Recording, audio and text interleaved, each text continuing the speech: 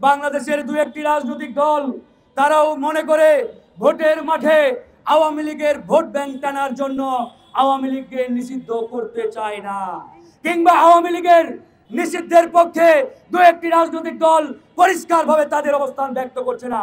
আমরা বলতে চাই, কেউ যদি আওয়ামী লীগের প্রশ্নে মুনাফিকি আচরণ করে থাকে তাহলে তাদের পরিণতি ওই আওয়ামী লীগ এবং শেখ হাসিনার মতন হবে। শেখ হাসিনাকে এদেশের জনগণ বাংলার মাটিতে থাকতে দেয় নাই, বাংলাদেশ থেকে তাকে বিতাড়িত করা হয়েছে। সুতরাং আওয়ামী লীগের প্রতি প্রেম দেখাবেন, ভারতের প্রতি প্রেম দেখাবেন, এই প্রেম বাংলার মাটিতে চলতে দেওয়া হবে না।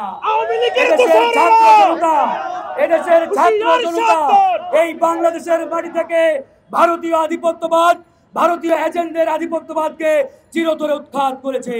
সুতরাং ভারতীয় কোনো দালালি, রয়ের কোনো দালালি এই বাংলাদেশে চলতে দেওয়া হবে না। আমরা দেখতে পাচ্ছি এই সরকারের প্রেস উপদেষ্টা, প্রেস সচিব শফিকুল আলম সাহেব, তিনি বলছেন আওয়ামী লীগকে তারা ক্ষমা চাইলে আমরা ক্ষমা করে দিব।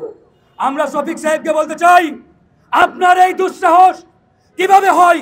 আপনি আওয়ামী লীগকে ক্ষমা করার যে দুঃসাহস দেখিয়েছেন বা ক্ষমা করার যে কথা বলেছেন, এত দুঃসাহস দেখাবেন না। আমরা জানি এই বিপ্লবে আপনাদের অবদান কতটুকু, কে কি করেছেন সব আমলনামা রেডি আছে। সুতরাং এমনি চেয়ারে পেয়েছেন, চেয়ারে বসেছেন, আর এই চেয়ারে বসে আওয়ামী লীগের প্রতি দরদ, প্রেম, উদারতা দেখার দুঃসাহস দেখাবেন না।